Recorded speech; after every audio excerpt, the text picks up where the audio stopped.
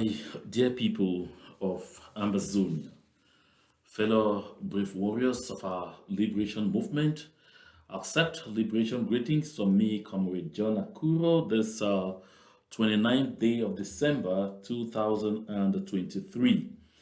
I want to again say Merry Christmas in arrears to all our people and wish everyone in advance a happy and prosperous New Year 2024. Of course, this is not the last you'll be hearing from me this year because we still have a few days to go. And I know obviously that, gone onto the 31st, you'll be having a lot of end of year or beginning of year messages coming in from here and there. But there's one thing we must retain and one thing we must bear in mind.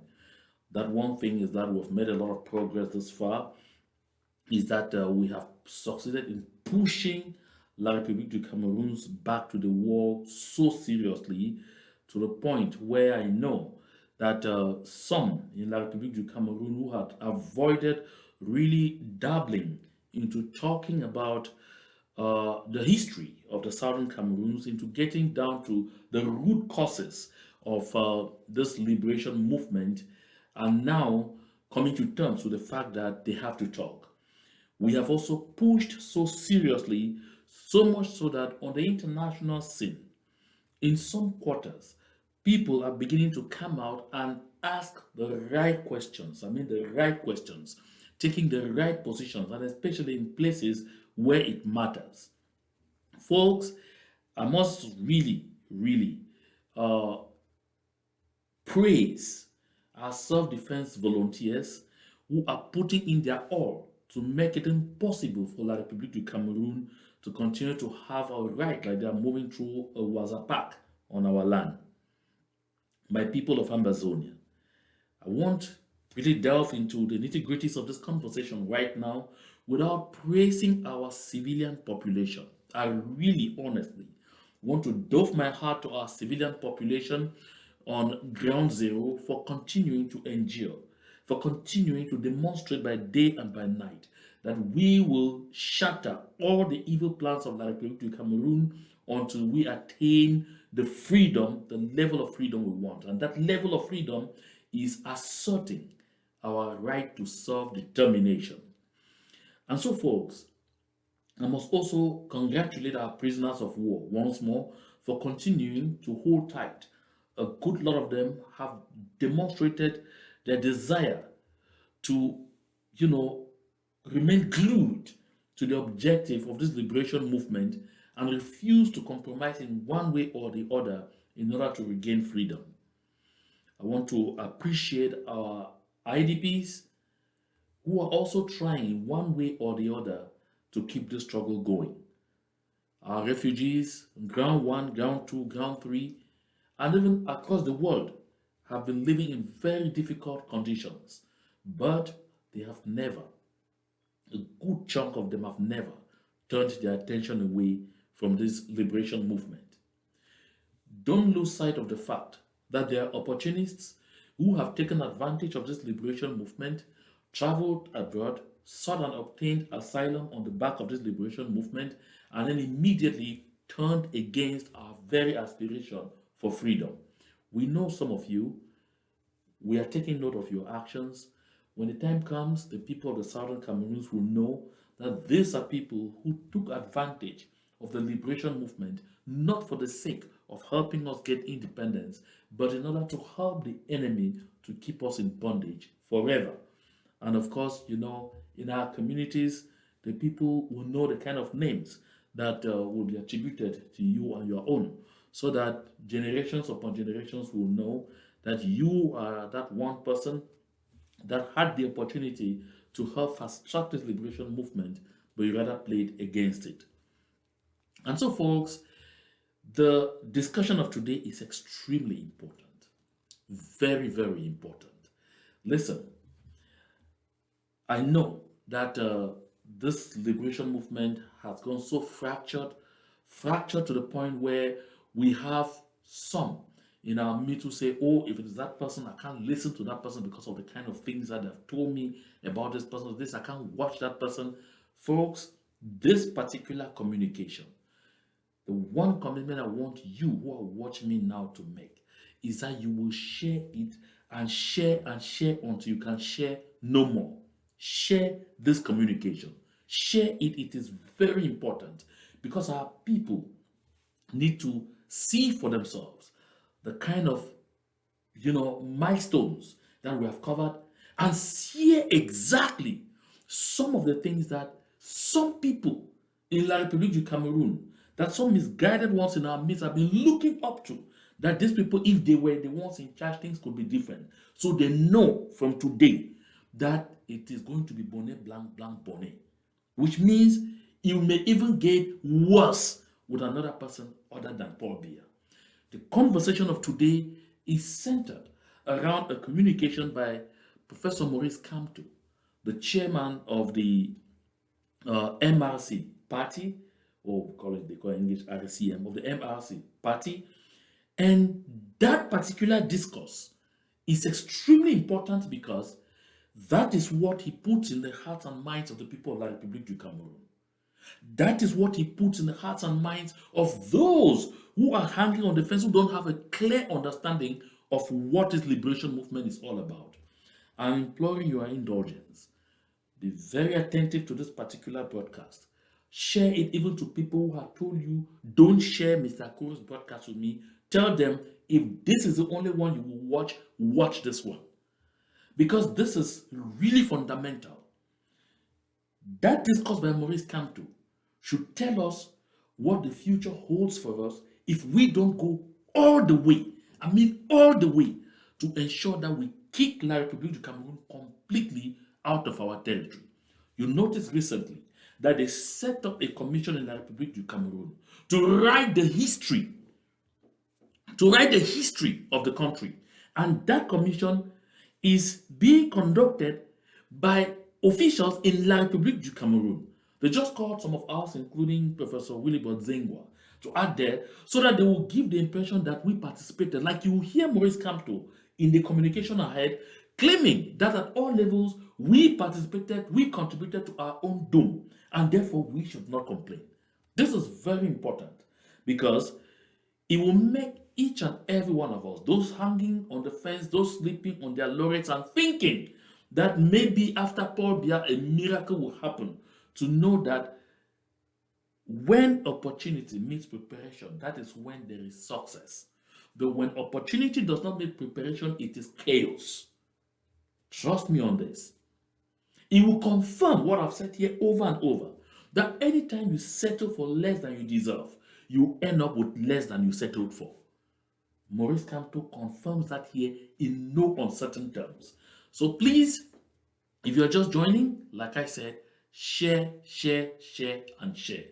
And now, I want to make a quick comment about the one pot relief. I said in my last discussion that a fellow compatriot, I finally had about 3 or so, called me to say there are some people in the liberation movement telling them don't contribute your money to one pot relief because you are contributing it straight to La République du Cameroon, and claimed that the official, that the person that owns the one pot relief, mark you this, there is no owner for one pot relief. I know there are by implication saying that the chairman of DAC, the Diaspora Ambazonian Community, has an NGO in Yaoundé. The chairman of the Diaspora Ambazonian Community, DAC, is Alem, Comrade Alem Adjoa. Comrade Alem Adjoa has no NGO anywhere in the world. None. Nothing. And that the people who are saying this said so simply because they want to discourage you. And this is the tactic La République du Cameroon has constantly played with their agent in our midst to make sure they staff this liberation movement of much needed resources for us to, challenge La République du Cameroon's presence on our territory. They send people, they bring in these manipulations, and their intention is simple. Make sure we refuse to fund this liberation movement. Make sure we end up, because of no funding, we surrender and abandon ourselves into slavery and servitude. The one pot relief is an initiative I, Bakuru, launched on this particular platform. I launched it here. I talked about it here. And I sold it. And other stakeholders bought it and agreed to the fact that we needed something like that. And then we realized that the dark platform is the most neutral, and they will simply create a portal for us where we will contribute our money to finance the entire struggle for all the groups, movements, and organizations, not just for one. That's what it is. So, like I said, I will find time to bring Alan. I've been talking to Comrade Alan. His calendar or his schedule has been so charged, but I'll be able to bring him pretty soon. So, hurry to www.onepotrelief.org and make your contribution on your county. Thank you. So, that said, I beg your pardon, I have a little running nose, so you bear with me. Before I get into a full-blown conversation, you see, I came into the studios receiving this piece of information that there's heavy kale, what they call stop and frisk, taking place in Tico, and it has been like that since morning. In Tico, I'm talking now, this should be about 12 minutes gone past 7 p.m. Amber time. The 7 p.m. Amber time, or 8 p.m. I beg your pardon, gone past 8 p.m. Amber time. And so this has been going on since morning. And you see, this is exactly what we are fighting against. This kind of behavior, you only get it in a barbaric system where people just stop people on the streets, catch them, start asking you to show documents, start asking you to show paperwork, start asking you to show ID or show this and that, or sometimes don't even ask you to show anything. Just capture you whether you have ID or not, and capture everybody and go and put you in detention. And once you're all in detention, they decide and start attaching charges to every single individual there and asking you to pay huge sums of money to bail yourself out. That is part of what we call slavery and servitude. If you live in the free world, like I am, in the United States of America here, I assure you there are some people in this country, I meet a good lot of them every day, who have been in this country for at least 15, 20 years. They don't even have an identity. They don't even have an ID. But nothing has ever happened to them. Unless they commit a crime, nothing may ever happen to them. Because they will not just see you, a policeman will not just see you driving your car, just stop you and say, come and show me your documents, or just come to. So no, I even know a situation where someone went and they reported someone that I know this person does not have any paperwork, this person does not have an ID, or this person's driver's license has since been suspended, the person is not supposed to drive, and give all the information along with the car with the car tag and everything. And the police will actually see the person and they'll say, but we can't stop this driver, we can't stop this person until they have committed an offense. So if we stop them after they have committed an offense, this particular offense that you have talked about will then come into play.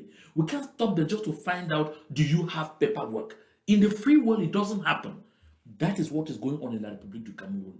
And this is one of the reasons we are in this liberation movement, to stop this kind of dehumanizing treatment on our people.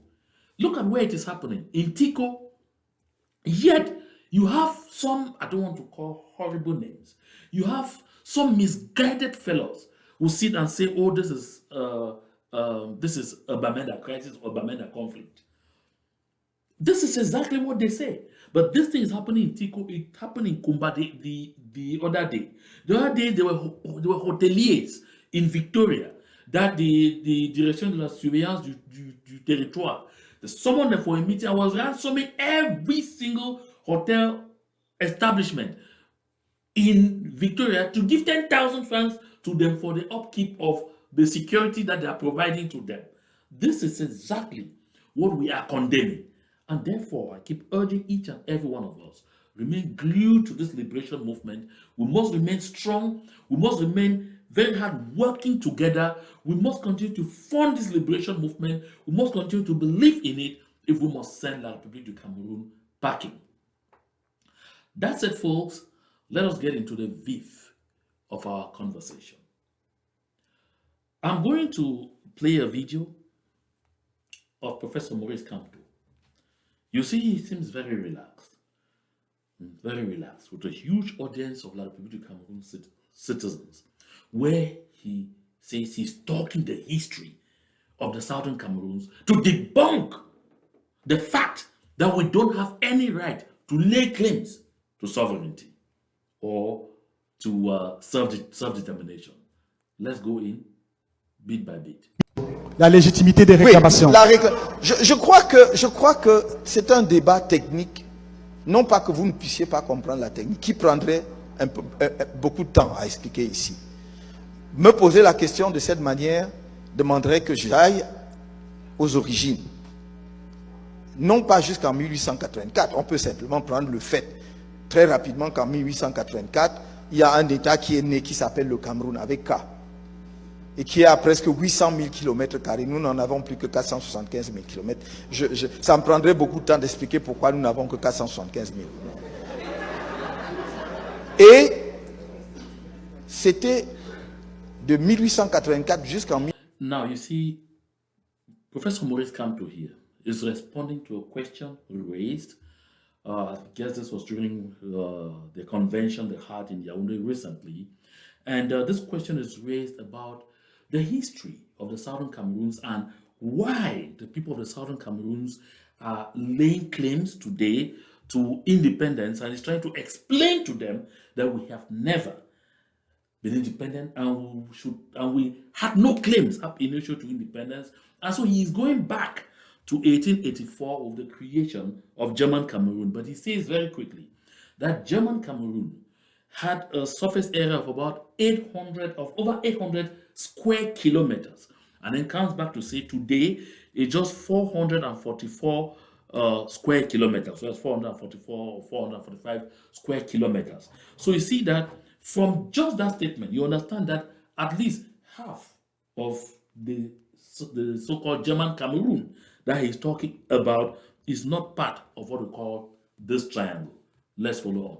Right up to that point, I'm okay with Mr. Kamto. Let's go on. 1916, sous le protectorat allemand.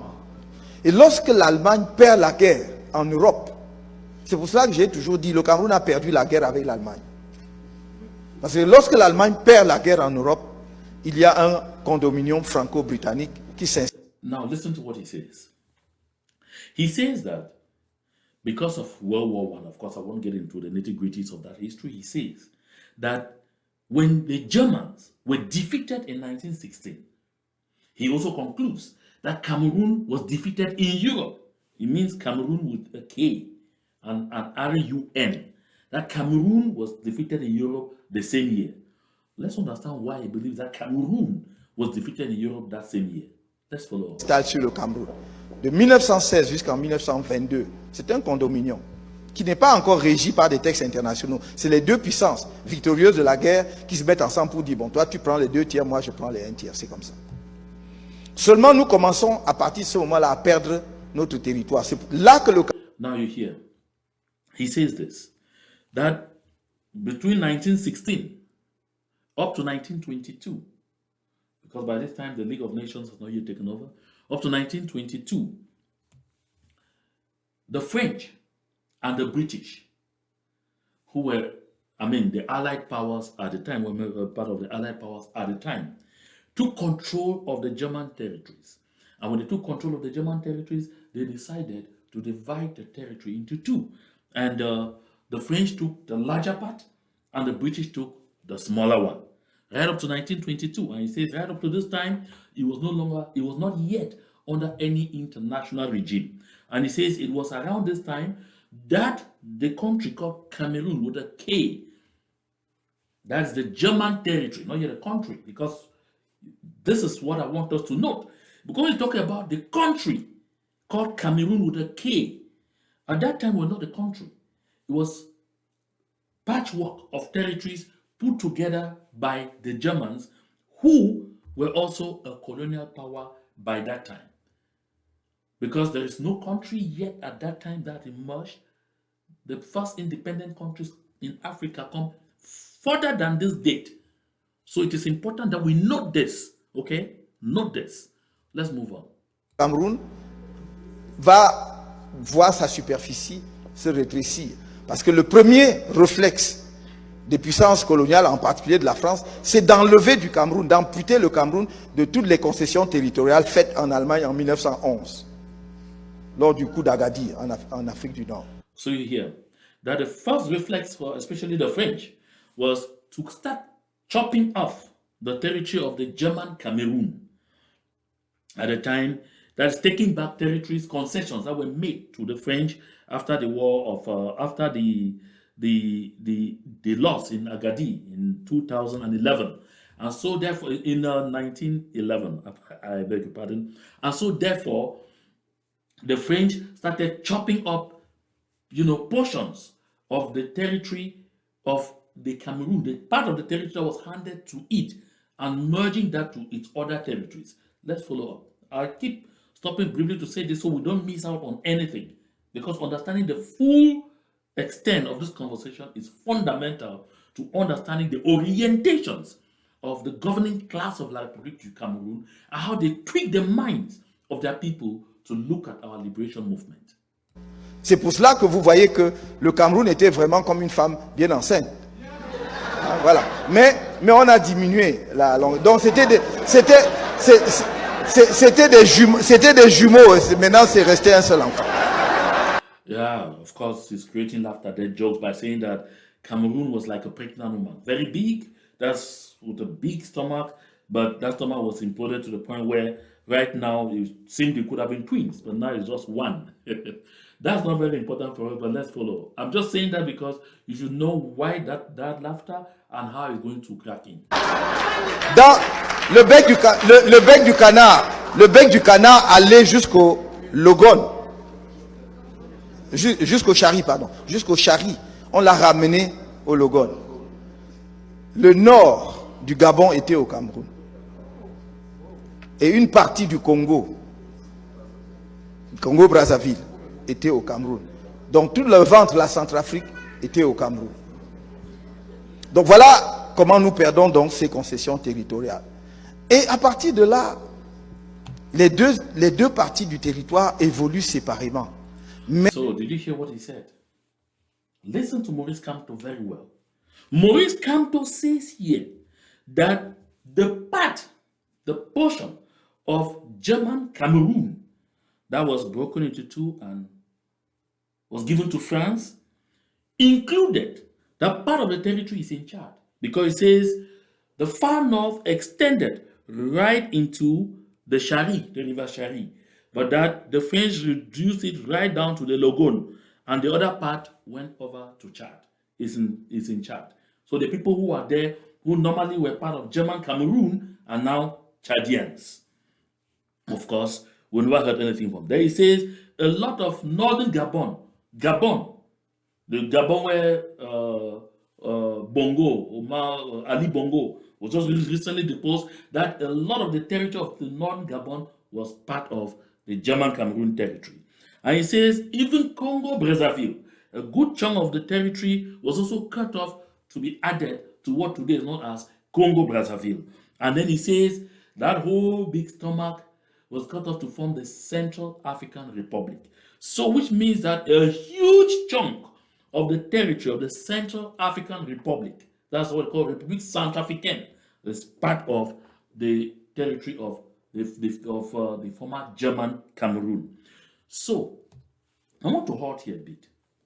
So you look at this. When they say, because you go ahead to make some lousy argument, when they say, no, we were all one from German Cameroon, and so we don't have to indicate that, we don't have to say that, no, we're not part of their territory because we were all one from German Cameroon, I want you to note that these territories that went, none of them ever came back. These peoples who went, none of them ever came back. Like République du Cameroon has never once raised its finger, raised its finger to say that part of its territory is in Gabon, it wants to reclaim it. Like République du Cameroon has never once stood up and said that part of its territory is in Central African Republic, it needs to reclaim it. They have never once rose up and said that part of its territory is in Gabon, in Chad, they want to reclaim it. No. Why? I'll explain to you why right ahead. Et sous le même régime international, le mandat de 1922 à 1945, puis la tutelle de 1945 à 1960.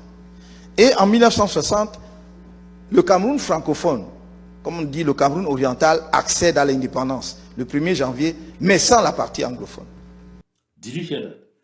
Kamto confirms that in 1960, that January 1960, French-speaking Cameroon, he says la partie francophone, French-speaking Cameroon achieved its independence. That's on January 1, 1960, to become known as La République du Cameroun. And he confirmed himself that by that time, the Southern Cameroons was not part of La République du Cameroun. Here, I agree with him. Let's move ahead. Parce que dès lors qu'il y avait deux puissances administrantes, chacune de ces puissances avait l'obligation internationale, parce que nous n'avons jamais été une colonie, je tiens à le souligner de mille traits, avait l'obligation devant les Nations Unies de conduire le territoire sous tutelle à l'émancipation totale, c'est-à-dire à la souveraineté internationale. Good. Did you hear that? Maurice Kamto says here that from 1922, when the two parts, French-speaking Cameroon and English-speaking Cameroon, were administered under mandate, first were mandated territories under the League of Nations, from 1922 to 1945. 1946, the mandated territories to the League of Nations are inherited by the United Nations that emerges after 1945. And so we become UN mandated territories, UN trust territories. And he says that we were never colonies. Mark this also. We were never colonies. We were mandated territories. And he says each mandatee, that each of the two powers, France and Britain, had the obligation, underline the word obligation. He says that l'obligation, had the obligation to do what? To ensure that the territories under their mandate are prepared towards international sovereignty, that towards independence. That is the mandate. Did anyone hear that well? Because a mandate is a mandate. A mandate is a roadmap given to you. So the United Nations said, okay, it started with the League of Nations. Okay, France, you have French Cameroon. Britain, you have English-speaking Cameroon. You have British Cameroons. So what we expect of you is that you will prepare the peoples of these territories each towards independence. Towards independence. Each is the mandate given by the League of Nations, confirmed and upheld by the United Nations. So British Cameroons will be prepared towards independence. French-speaking Cameroon will be prepared towards independence. And so French Cameroon, of course, in keeping with that, gets independence on January 1, 1960. Whereas the British Cameroons are still under British protectorate, under British mandate. Let's follow up.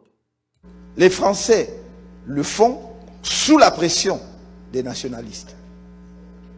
Créé en 1948, l'UPC va être contraint à la clandestinité à partir de 1955 et de là lance la guerre de libération. Le combat va être féroce et inégal parce que les troupes françaises rentrant d'Indochine ont perdu la guerre là-bas et n'ont qu'un seul désir en tête, prendre leur revanche sur les révoltés coloniaux des nations nègres. Donc, à partir de là, ça va accélérer l'indépendance. Parce qu'il faut comprendre pourquoi nous sommes les 1er janvier 1960. Le Cameroun, c'est le premier pays à accéder à l'indépendance, en dehors donc de la Guinée et du Ghana, quelque chose comme ça. Donc, République du Cameroun, Constitution du 4 mars. Et puis, la partie anglophone va faire, il va y avoir deux référendums comme vous voulez. So we stop there. What he's been explaining here is how UPC was formed, how they fought, and everything, and how it ended with their independence on January 1, 1960. Now he's delving into the situation of the Southern Cameroons and talking about the referenda. I want to halt here briefly because this Saturday at 9 p.m. Amber time, then tomorrow, 9 p.m. Amber time, I'll be back here with another opinion, this time now an international opinion, not really an opinion, analysis, a dissection of the situation in the southern Cameroons, which would demonstrate to us beyond reasonable doubt why we are involved in what we are involved today. And you will understand from there that while some have settled down in some quarters and said they were seeing Maurice Kamto as if he came up and all, not recall, I had been here before.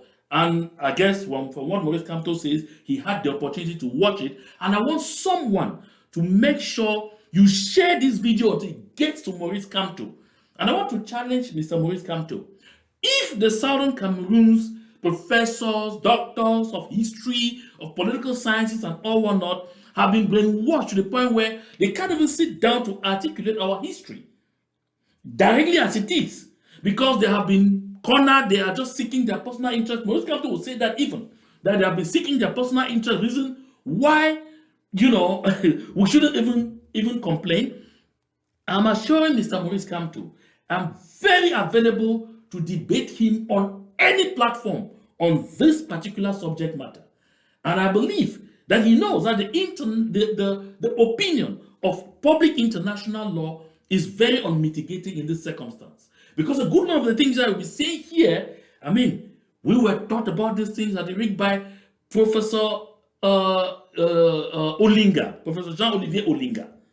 I think it was Joseph Marie Olinga or something, by Professor Olinga, who was teaching public international law at IRIC. Because this kind of myopic thoughts that Mr. Kamto is sharing here came out in a conversation in class. And it took him a few minutes only to go back to public international law to demonstrate to all the Francophone students in class that the people of the Southern Cameroons are a people under international law. And a people under international law have a right to self-determination. That doesn't call for any dispute. Unless you decide not to assert that right to self-determination, but that right, you have it.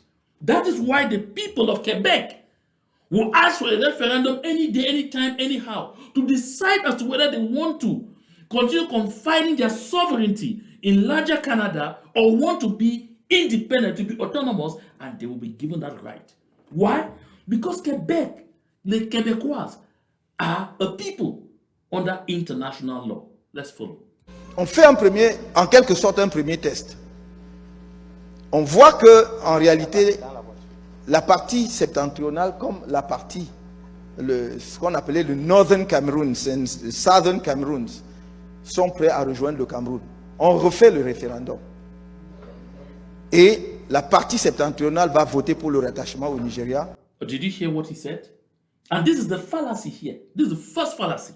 He says that in 1960, they ran a series of referendums, and that was a test. To first of all test to see how it will go. And those referendums demonstrated that the people of the Southern Cameroons will be willing to join those of La République du Cameroun, and those of British Northern Cameroons will be willing to join Nigeria. He said it's after that test referendum that they proceeded to the real referendum. I still need historians to come up to tell me, because history books have documented a referendum that happened on February 11, 1961. One referendum that happened on February 11, 1961. By that referendum, the people of British Northern Cameroons and the people of British Southern Cameroons had to address the same question. But because the British, for the convenience of governing the territory, has shared the Southern Cameroons, has shared British Cameroons or English-speaking Cameroons into the Northern Cameroons and the British Southern Cameroons. So they easily plan to administer both territories from Nigeria. The people of the British Northern Cameroons were quietly administered from Nigeria without any trouble. But the people of the British Southern Cameroons were more politically awake. And it is because the people of British Southern Cameroons walked out of the parliament in Enugu in Nigeria in 1954 and moved to Boya. That is all our parliamentarians. Those were real parliamentarians, not this. Somebody was calling them maggots the other day. I'll not call them that name. Not these misguided folks, these nincompoops who are moving around today calling themselves our representatives. Of course, the last document I showed here, that I read here, demonstrated beyond reasonable doubt that Yaoundé handpicks them because they need them to be loyal to them and not to the people. And so our real representatives at the time walked out of the Nigerian parliament or the Nigerian House of Assembly in Enugu as one person and moved back to Boya, settled in Boya, founded a government from 1954 right up to 1961, and were therefore self-governing. Were more politically enlightened. Because those of British Northern Cameroons easily joined Nigeria because they were already literally administered from Nigeria. Had our forefathers not departed, not walked out of the House of Assembly in Enugu to Boya to form a government and assert the statehood of the Southern Cameroons, we would very naturally, very easily be part of Nigeria. This is exactly what was going to happen. And so, when he says that there was a test referendum, it simply means that they had gone around, contacted people, and the French had noticed that there was some proximity between the peoples of the Southern Cameroons and those of La République du Cameroon. You know, with the UPC, a good lot of the people were running to the Southern Cameroons, hiding and then going back from there to go and fight for their independence. And so, that does not amount to the fact that we were not a sovereign, because La République du Cameroun, the Southern Cameroons, were UN mandated territories. Same class, same everything. Follow again. Et la partie sud va voter pour le rattachement au Cameroun. Je rappelle la question qui est posée en 1961. C'est: voulez-vous accéder à l'indépendance en vous rattachant au Nigeria ou en vous rattachant au Cameroun? Parce que si nous voulons faire un débat authentique, il faut dire les choses, les faits historiques tels qu'elles sont posées. C'est dans les documents des Nations Unies. Voulez-vous accéder à l'indépendance en vous rattachant? C'est-à-dire que l'indépendance, ce n'est pas je suis indépendant, après je décide. L'indépendance s'acquiert à travers le choix du rattachement. Now, stop here. Maurice Kamto raises a fallacy that is even coming to question today, because what Maurice Kamto doesn't know is the plebiscite of 1961 is under question. Was it legal to hold that plebiscite? With the questions that were asked, were the right questions asked?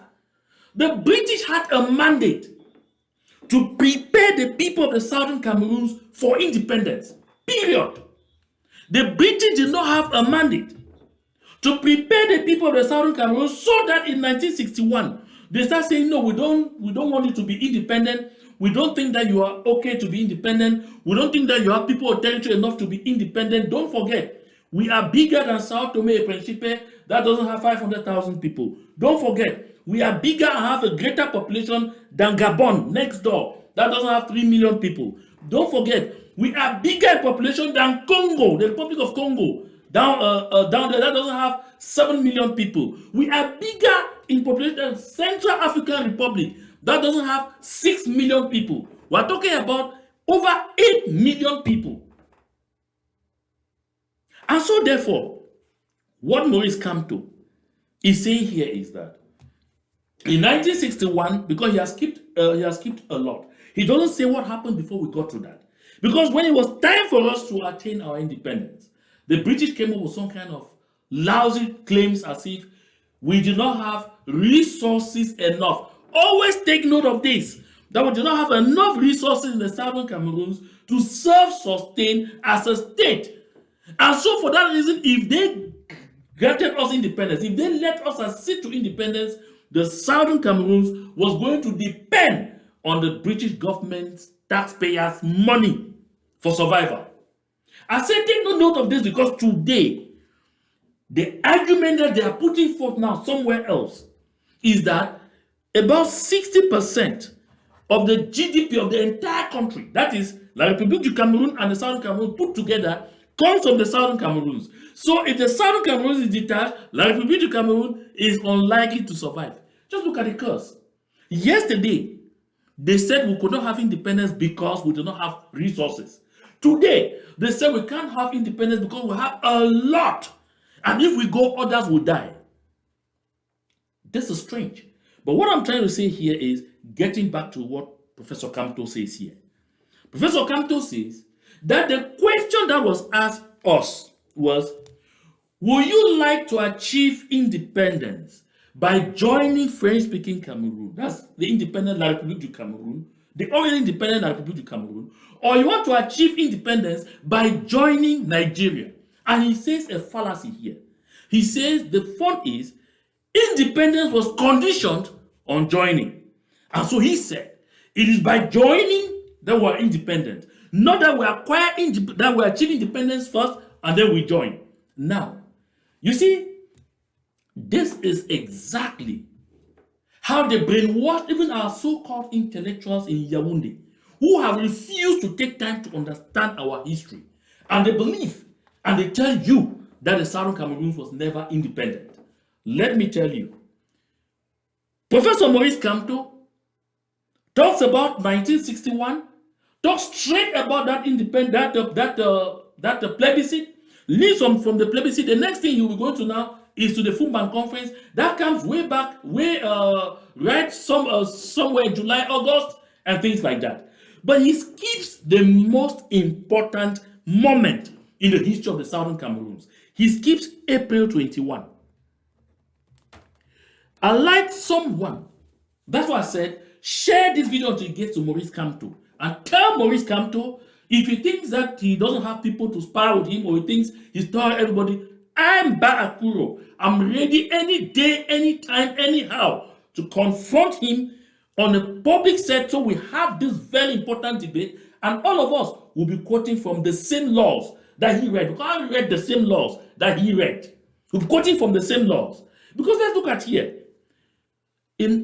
On April 21, 1961, the United Nations General Assembly holds an independence vote for Southern Cameroons. Is Mr. Kamto aware of that? Or he simply believes that a lot of people don't know the history, like, those who have decided to wine and dine with the government of La République du Cameroon? Look at the sequence.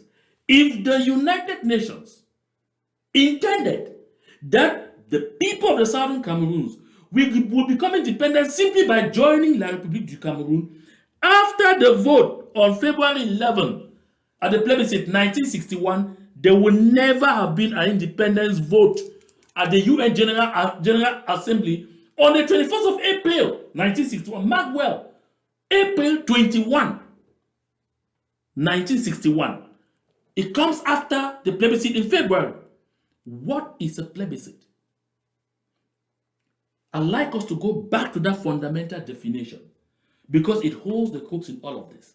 A plebiscite is an opportunity for the political class to consult the people to get an intention.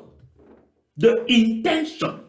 So on February 11, 1961, a majority of the people of the Southern Cameroons manifested the intention, expressed the intention to join with La République du Cameroon once we become independent. Did you get that well?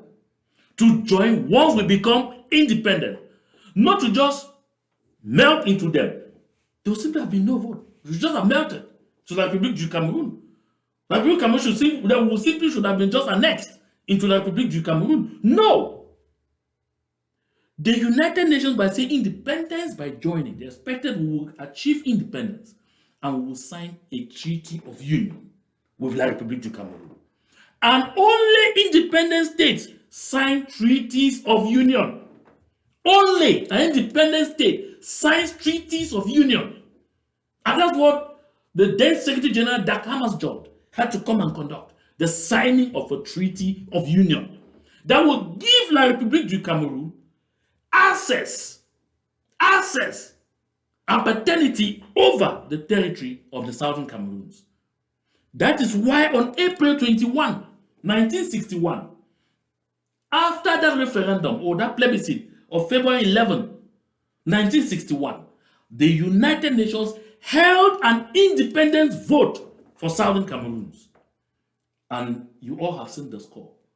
Now, La République du Cameroon already knew that we had voted in the plebiscite of February 11, 1961, that we would join them upon achieving independence. But La République du Cameroon, along with France and all French-speaking African countries, with the exception of Mali, voted against the independence of the Southern Cameroons. Maurice Kamto understands why. They voted against the independence of the Southern Cameroons because they knew that if Southern Cameroons achieves independence, if the vote is a majority vote, they will have therefore to be forced to have this historical obligation to get into a union into a treaty of union. Unfortunately for Maurice Kamto, despite France and La République du Cameroon's machination and the French allies voting against, the Southern Cameroons had her independence voted for on that day.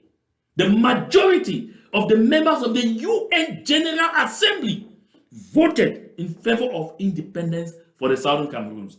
Mr. Maurice Kamto, are you telling me that that vote taken by the United Nations was null and void? Because when you say the condition was join and then that's how you have independence. No.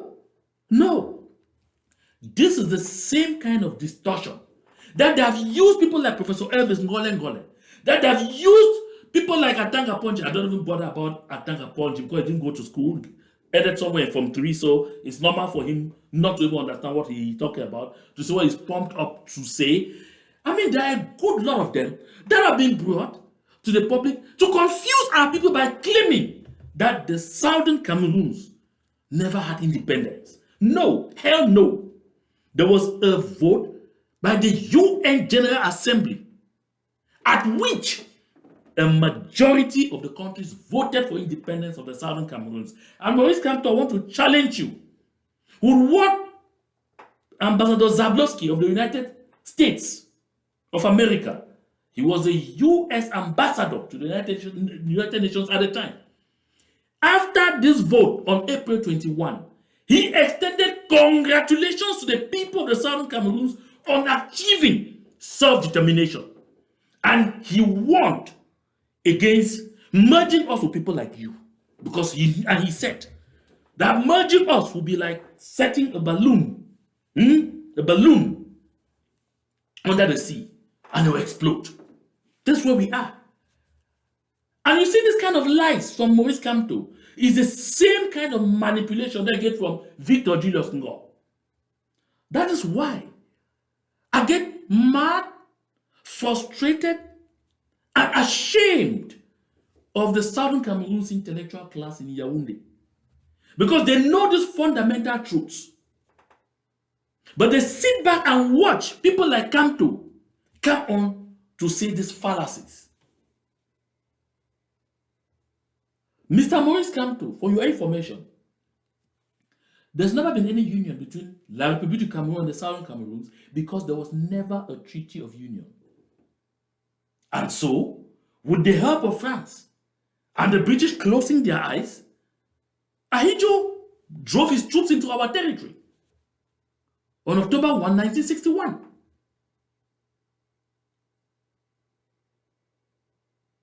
My people, I take time to dissect and explain some of these things so that we know, because when you don't know the truth, when you don't get the facts, you usually get swayed by this. Because if you see the way this video is being shared, and say, oh, Maurice Kamto, il maîtrise vraiment l'histoire. Là, avec Maurice Kamto, rien ne change parce qu'il maîtrise déjà l'histoire.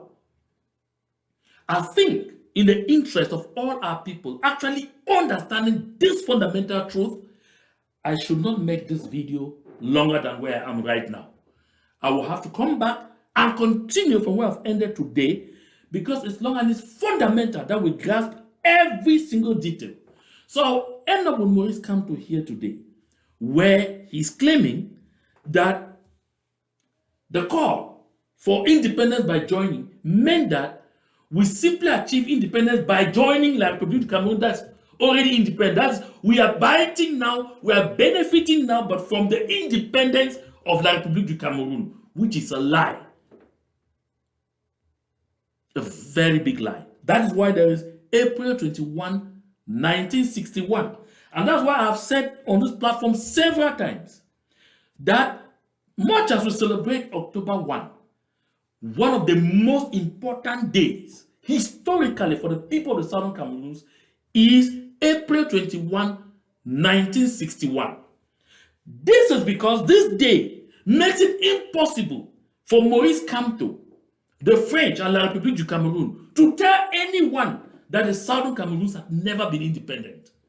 Because La République du Cameroon's independence too was voted for in the UN General Assembly, just like that of the Southern Cameroons. Now, why did we not assert our independence? That is the story we'll be discussing in the very next part of this conversation. So, Mr. Maurice Kamto, no, we achieved independence first before the prospect of joining. That's what it was. Unless you come to demonstrate to me here that the vote of April 21, 1961 never happened, or that although it happened, it was null and void because it did not have its place.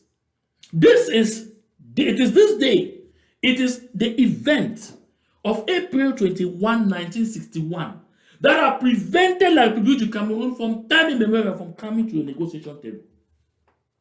I've said it 1,001 times. La République du Cameroun will only be dragged to the negotiations table because they know they have no arguments, they have no claims over our territory.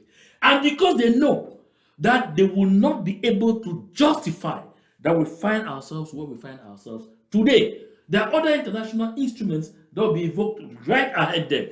But April 21, 1961 destroyed all this kind of lousy sophistry that Maurice Kamto is trying to place here.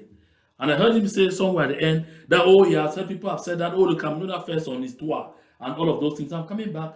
I'll be back here. I actually wanted to evolve tomorrow with the other part of it, but I'll come with part 2 of this because, please, I'm not making it long because I want us to listen. I want us to watch. I want us to know. And I want us to understand, to bury this truth in our minds, because that is our measure weapon.